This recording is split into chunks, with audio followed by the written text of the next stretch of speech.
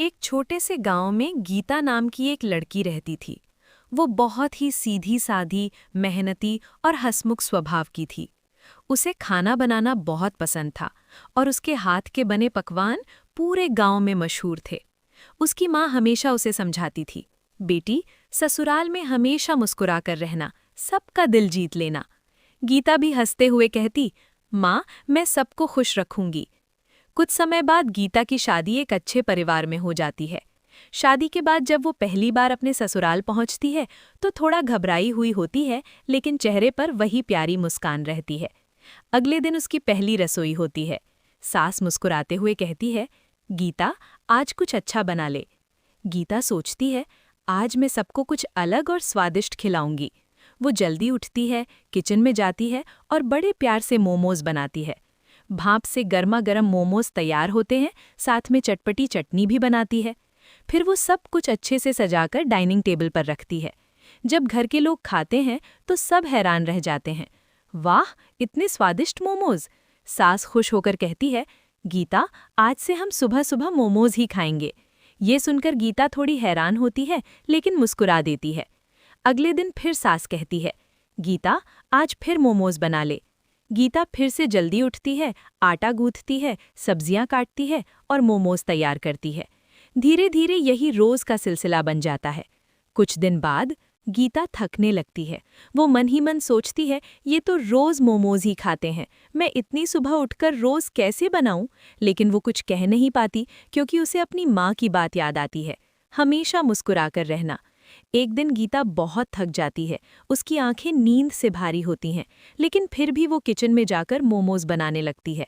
तभी उसकी सास किचन में आती है और गीता को चुपचाप काम करते हुए देखती है।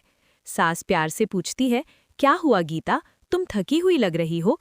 गीता पहले तो कुछ नहीं कहती, लेकिन फिर धीरे से बोलती है, माँ जी, मैं कोशिश तो करती हूँ, लेकिन रोज रोज मोमोज बनाना थोड़ा मुश्किल हो जाता है।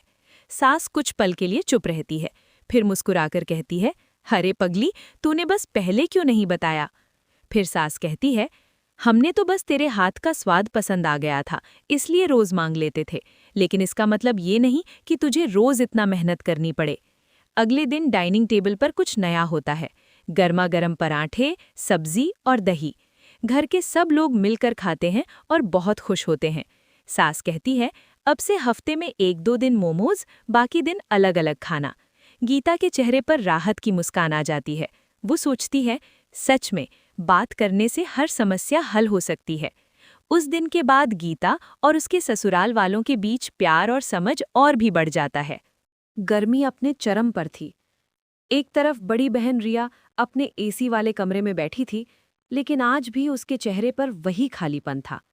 दूसरी तरफ झोपड़ी में रहने वाली छोटी बहन गुड़िया आज बहुत परेशान थी। उसकी झोपड़ी की छत से तेज धूप अंदर आ रही थी और उसका छोटा बेटा रो रहा था, माँ, बहुत गर्मी लग रही है। गुड़िया उसे चुप कराने की कोशिश कर रही थी, लेकिन खुद उसकी आंखों में आंसू थे। स्क्रीन टेक्स्ट, क्या सिर्फ पैसे से खुशियां मिलती हैं? उधर रिया अपने घर में बैठी थी, तभी उसे गुड़िया की याद आई। वो सोचने लगी, कल तो वो बहुत खुश दिख रही थी, लेकिन पता नहीं आज कैसी होगी। अचानक उसका दिल बेचैन हो गया। रिया ने तुरंत गाड़ी निकाली और गुड़िया के घर की तरफ चल पड़ी। जैसे ही वो वहां पहुंची, उसने जो देखा, उसके पैरों तले जमीन खिसक गई। गुड़िया अपने बच्चे को गोद में लिए बैठी थी, पसीने में भीगी हुई, और झोंपड़ी के अंदर हवा तक नहीं आ रही थी। रिया भागकर अंदर गई। गुड़िया, ये क्या हाल बना रखा है? गुड़िया मुस्कुराने की कोशिश करती हुई बोली, कुछ नहीं दीदी, सब ठीक है। लेकिन इस बार रिया समझ गई, ये मुस्कान सिर्फ दिखावा थी। कभी कभी मजबूरी भी मुस्कान बन जाती है। रिया की आंखों में आंसू आ गए। उसने पहली बार महसूस किया कि उसकी बहन कितनी मुश्किल में जी रही है।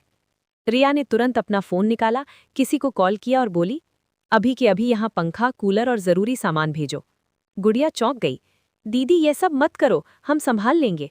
रिया ने उसका हाथ पकड़ लिया, अब नहीं, अब तू अकेली नहीं है। कुछ ही देर में वहां कूलर, पंखा और खाने पीने का सामान आ गया। झोपड़ी में पहली बार ठंडी हवा चली। गुड़िया का बच्चा मुस्कुरा दिया और यही मुस्कान देखकर रिया रो पड़ी। स्क्रीन से बड़ी दौलत किसी के चेहरे की मुस्कान है। लेकिन कहानी यही खत्म नहीं होती। अगले दिन रिया ने एक और बड़ा फैसला लिया। वो गुड़िया और उसके परिवार को अपने घर ले आई। शुरू में सब अजीब था, बड़ा घर, अलग माहौल, लेकिन धीरे धीरे गुड़िया की हंसी ने उस घर को भर दिया। जहां पहले सन्नाटा था, अब वहां हंसी गूंजने लगी।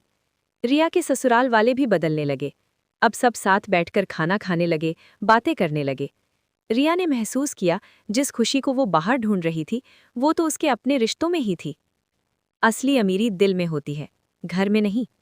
आखिर में रिया और गुड़िया दोनों एक साथ बैठी थीं, एक ही छत के नीचे।